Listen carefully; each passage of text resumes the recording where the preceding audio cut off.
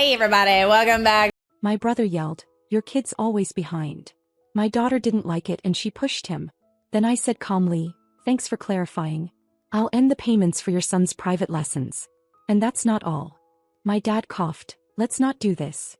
But So my brother called my 10-year-old daughter, not even that good, in front of our entire family. At a barbecue. While I was literally paying his daughter's private school tuition. And you know what my little girl did? She walked right up to him and pushed him. A 10-year-old shoved a grown man in front of 30 relatives, and honestly, I wasn't even mad at her. But I'm getting ahead of myself. My name is Jolene, I'm 36, I live outside of Richmond, Virginia, and what happened at that barbecue destroyed my relationship with my brother, and then rebuilt it into something I never expected. Let me start from the beginning because you're going to need the full picture. My brother Marcus is 2 years older than me. Growing up, he was the golden child. You know the type, right? My dad, Raymond, treated Marcus like he could walk on water. Football star, bigger bedroom, got a car at 16 while I rode the bus until I was 19. But I never hated him for it. He's my brother. I loved him. That's actually the whole problem. About 4 years ago, Marcus went through a nasty divorce. His ex-wife Tamara took almost everything, and suddenly Marcus couldn't keep up with mortgage payments, car payments, or the tuition for his daughter Sloane, who goes to a private school outside Charlottesville. And who did he come to for help? Not our dad. Not our uncle. Me. Because while Marcus was living his glory days, I was building a small logistics company from scratch. Funny how the kid who rode the bus turned out to be the one with the stable income. So I started helping him. First a couple hundred here and there, then Sloane's tuition, $1,400 a month. Then his mortgage when he fell behind. My husband Derek kept saying, "Jolene, he's using you." And I'd say, "He's my brother." Do you think I was being naive? Because I definitely was. I just didn't want to admit it yet. Now let me tell you about my daughter Bria. She's 10 and she's something special.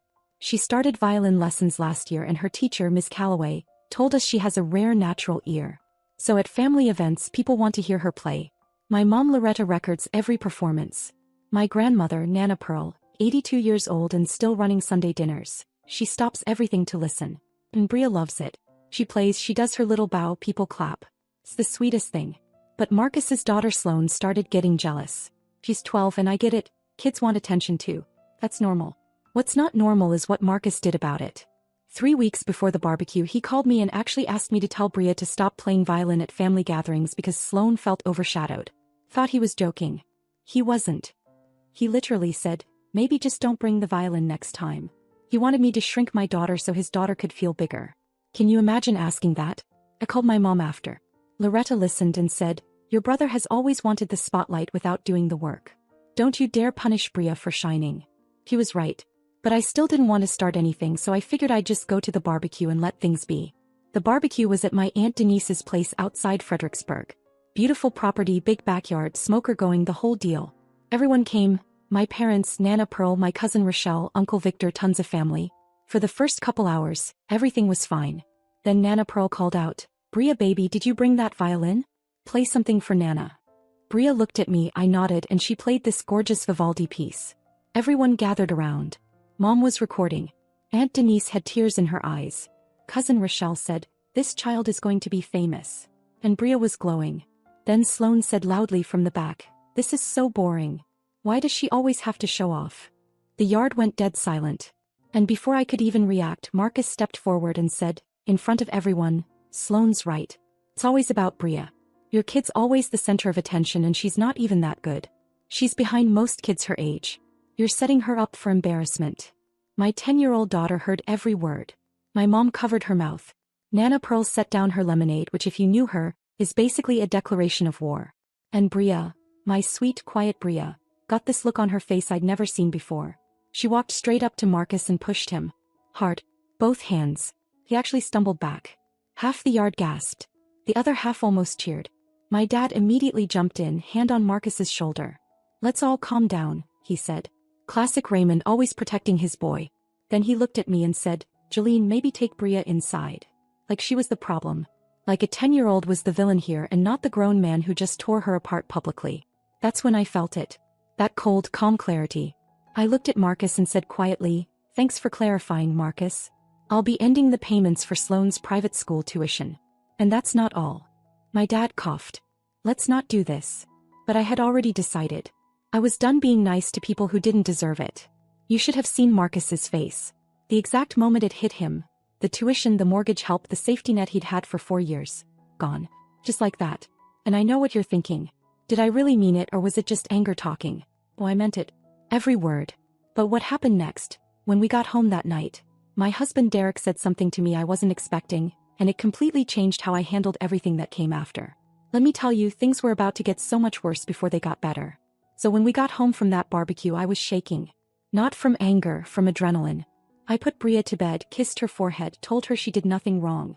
Then I sat on the couch with Derek, expecting him to say, "I told you so." But instead he said, "Jolene, don't cut him off in anger. Cut him off with a plan. Because if you do this emotionally, your dad is going to make you the villain." And that's exactly what Raymond tried to do. Next morning, hadn't even finished my coffee, my dad called. Did he ask about Bria? Did he ask if his granddaughter was okay after being publicly humiliated? Well, first thing he said was, "Jolene, you need to apologize to your brother for what you said about the payments. You embarrassed him." I embarrassed him. Let that sink in. Would you stay calm hearing that? Because I barely did. I said, "Dad, Marcus insulted my child in front of everyone." And he said, "She's a kid. Kids forget. But Marcus depends on that money. You're going to ruin his life over a comment." Over a comment. Like telling a 10-year-old she's not good enough in front of her entire family is just some casual remark. I told him I'd think about it just to end the call. But I wasn't thinking. I was planning. First, I called Sloan's school. I'd been paying them directly, $1,400 a month, so I told them I'd be stopping at the end of the month. Then I looked at the mortgage help. $800 a month for the past year. When I sat down and actually added everything up over 4 years, the number made me sick. Close to $90,000. $90,000. For a man who just humiliated my daughter because his kid got jealous. Derek looked at the numbers with me and didn't even speak. He didn't have to. I stopped everything. Tuition, mortgage help, all of it. And that's when the family split right down the middle. My dad called 3 more times that week. My uncle Victor, who barely speaks to me normally, left a voicemail saying, "Family takes care of family. You're being petty." Petty. $90,000 and I'm the petty one. I almost laughed. But then the other side showed up. My mom Loretta called me in tears. She said, "Marcus was wrong and your father is wrong for defending him." She told me she'd already told Raymond off, which shocked me because mom usually keeps the peace. But watching her granddaughter get torn apart flipped something in her.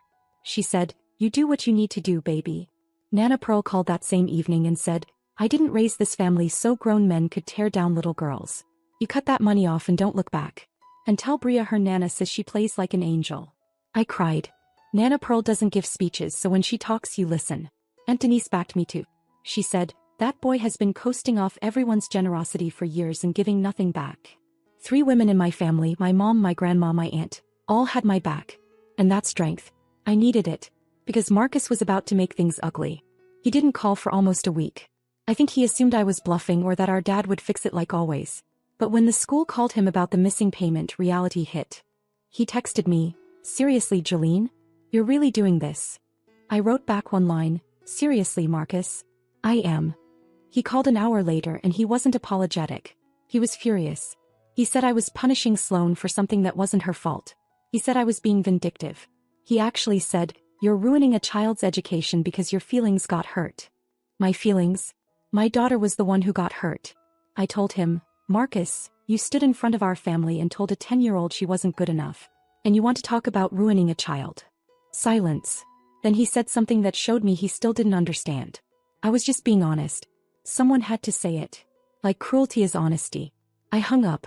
Then my dad tried a new approach. Raymond showed up at my house unannounced, sat in my kitchen, drank my coffee and said, "Marcus is going to lose that school for Sloan. Is that what you want?" I said, "Dad, what I wanted was for my brother not to insult my daughter. But we don't always get what we want." He called me cold. He said family shouldn't hold money over each other's heads.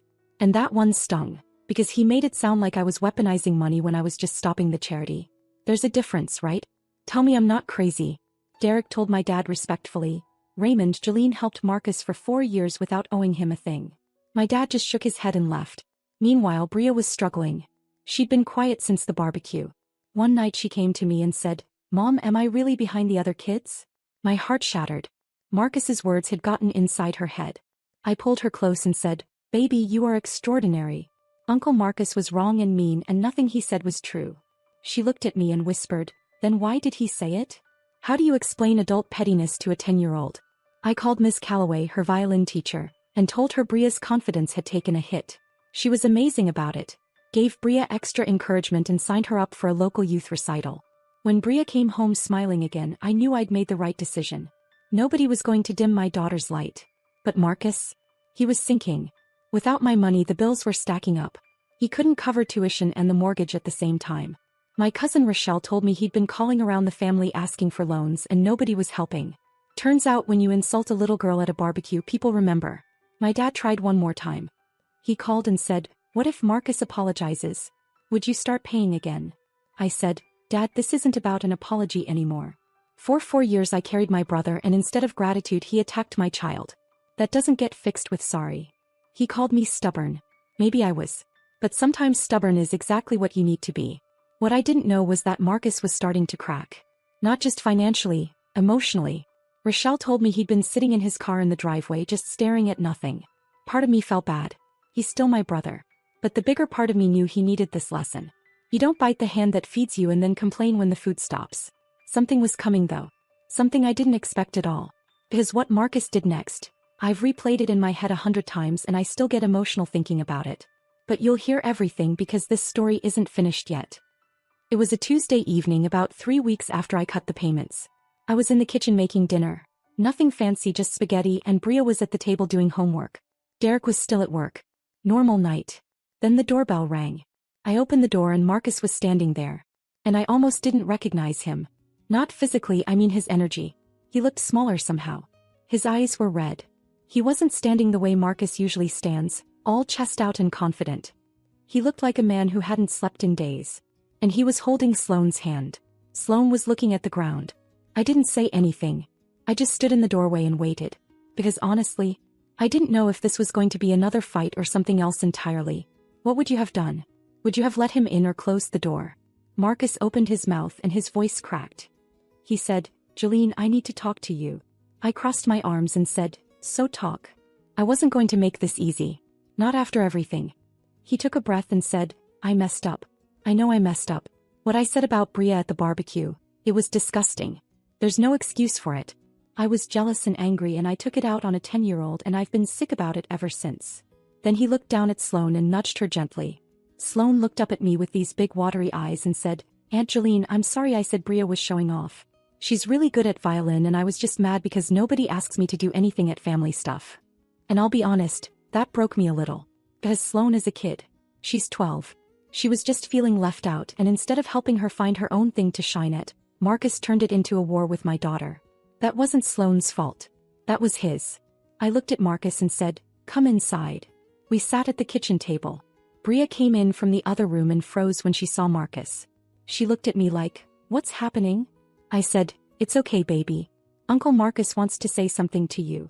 And Marcus, I watched my big brother, the golden child, the football star, look at my 10-year-old daughter and say with tears running down his face, "Bria, I am so sorry. What I said about you is a lie. You are talented and special and I was wrong. I was so wrong and I hope you can forgive me one day." Bria stared at him for a long moment. Then she said, "You really hurt my feelings, Uncle Marcus." Just like that. Simple and direct. No drama. And Marcus nodded and said, "I know I did. And I'll spend as long as it takes making it up to you." Then Bria did something that surprised all of us. She walked over to Sloane and said, "Do you want to hear the new piece I'm learning? I can teach you how to do the easy part." Sloane's face just lit up. These two kids, in about 30 seconds, figured out what the adults couldn't manage in weeks. Can you imagine? Sometimes I think children understand more about forgiveness than any of us. The girls went off to Bria's room and I sat across from Marcus in the quiet kitchen. And I could tell he wanted to ask about the money. I could see it sitting right behind his eyes. So I said it for him, "Marcus, I forgive you, but I'm not starting the payments again." His face fell. He said, "Jolene, I can't afford." I put my hand up. "Let me finish. For 4 years I carried you. Tuition, mortgage, everything. And not once did you sit me down and say thank you, really thank you, or ask me how my business was doing or offer to help me with anything. I was your safety net and you treated me like I owed you that. I didn't. I did it because I love you. But love doesn't mean letting someone use you forever." He started to argue and then he stopped. Because he knew I was right. You could see it on his face. That painful moment when someone hears the truth and can't deny it anymore. I told him, "You're a grown man, Marcus. You need to figure this out. Talk to the school about a payment plan. Pick up extra work. Ask Tamara to split the tuition. There are options, but I'm not one of them anymore. Not like that. He sat there for a while just nodding slowly. Then he said something that actually surprised me. He said, "You sound like Nana Pearl." And despite everything I laughed. Because honestly, that might be the best compliment anyone's ever given me. When Derek got home that night and I told him what happened, he said, "So he finally showed up." I said, "He did. And I think he actually means it this time." Derek raised an eyebrow. He's a skeptic, my husband, but he said, "Well, we'll see." And here's what happened after that. In the weeks that followed, something shifted. It wasn't instant. Real change never is, right? But Marcus started making moves. He talked to Sloan's school and got on a reduced payment plan. He picked up some weekend contracting work. He even called our dad and told him to stop pressuring me, which honestly might have been the most shocking development of all. Raymond calling me to say, "Marcus told me to back off." I almost dropped my phone. My mom told me that Marcus came to Sunday dinner at Nana Pearl's and actually stood up and said to the family, "I owe Jolene an apology and I owe Bria an apology. What I did was wrong and my sister showed me more generosity than I deserved for 4 years. I'm not going to waste that lesson." Nana Pearl apparently nodded once and said, "Good. Now sit down and eat. That woman is everything." Even my dad came around eventually. Raymond called me one Saturday morning and said, in his very Raymond way, "I may have been too hard on you. That's about as close to an apology as you'll ever get from my father, and honestly, I'll take it." He also said, "Your mother threatened to make me sleep on the porch if I didn't call you. So thanks, Mom." Uncle Victor never apologized for the petty voicemail, but he did show up to Bria's youth recital and clapped the loudest. I'll count that. And that recital? Oh, let me tell you about that recital. Bria performed in front of about 200 people. She played so beautifully that the instructor asked her to do an encore. My mom was sobbing. Aunt Denise was sobbing. Nana Pearl was sitting in the front row with her arms crossed, nodding like a queen watching her empire flourish. And Marcus? Marcus was there. He sat in the back row with Sloan, and when Bria finished he stood up and clapped. Sloan was cheering. And after the show, Marcus walked up to Bria, kneeled down and said, "You were incredible, kid." Bria smiled and said, "Thanks, Uncle Marcus. I've been practicing." I stood there watching my brother hug my daughter and I thought, this is what family is supposed to feel like. Not perfect. Not without scars. But willing to grow. Willing to be wrong and then do better. Do I still help Marcus? Not financially. That chapter is closed and it's staying closed. That's my verdict. But I help him in other ways now. I watched Sloan last weekend so he could work overtime. He helped Derek fix our fence last month. It's different now, it's balanced. It's what it should have been all along. Bria still plays violin at every family gathering. And now Sloan sits in the front row every time. Last week she told Bria, "When you're famous, you better get me backstage passes." Bria said, "Only if you save me a seat at your graduation." These two girls turned a family mess into a friendship, and honestly they're braver than any of us adults ever were. So that's my story. A barbecue, a push, a broken brother, and a 10-year-old who taught the whole family what it means to stand up for yourself and still have room in your heart to forgive. I didn't get the apology I expected. I got something better. A brother who finally grew up, a daughter who knows her worth, and a Nana Pearl quote I'll carry forever. You don't shrink so other people feel tall. You shine and you let them find their own light. If you enjoyed this story, I'd really love it if you hit that like button. And if there's something you didn't agree with, maybe you think I was too harsh or not harsh enough, or you would have handled it completely differently, tell me in the comments. I genuinely want to know, because every time I tell this story someone sees something I missed. And honestly that's why I shared it. So thank you for watching, thank you for listening, and thank you for being here. It means more than you know. It means more than you know. Genuinely remorseful and kept apologizing. But I couldn't shake that feeling of betrayal. Like, not only was he doing all of this, like, on your wedding day, like, was he really gonna go and, like, look at his phone and, like, text this other woman on your wedding day? He basically thinks your feelings are a joke. He admitted that he had doubts, but he insisted that he loved me and wanted to make our marriage work. I told him I needed time to think, and since then I've been staying with a close friend while I sort through my emotions. Listen, it is okay to have doubts about your relationship. Lots of people have doubts. Lots of people get pre-wedding jitters. They get scared being with one person, but you don't cheat. You just don't. Now I'm torn. Did I overreact by leaving on our wedding day? Should I have confronted him then and there, or did I do the right thing by taking a step back to gather my thoughts? I feel like you were actually quite considerate of his feelings and everybody else at the party by just like quietly leaving. There are a lot of people out there that would raise hell when they saw that. My goodness. I feel guilty for leaving in such a dramatic way. You didn't though. Like, you were not dramatic at all. Like, I feel like you were quite poised in how you handled this. But I also feel justified in needing time to process such a huge revelation. Am I the a-hole for leaving my husband on our wedding day? Honestly, no. No, you're not. Like, I'm sorry that it had to happen on your wedding day. That really sucks. It sucks that he couldn't figure his out before and you guys could have broken up, or, you know, he could have been sure about you before you guys got married. I just feel like all of this could have been avoided. And just because you made the decision to leave on the wedding day, yes, but like, you wouldn't have done that if you didn't encounter, like, the conversation is one thing, the cheating is another thing. It's both things that you discovered one after the other on your wedding day. If anybody doubts you, just send out a text blast. Send out a text blast. So everybody knows exactly what happened. I still can't believe that some people are saying that you should like work on the relationship. Like, he just shows no respect to you whatsoever. Huh? Snoo Advice said, get an annulment and an STD panel, that's all. Yep. This, and sue him for the cost of the wedding. Literally, like, why would you go through that? Weddings are so expensive. They are so time consuming for everyone else involved as well. Please, for the love of God, please, if you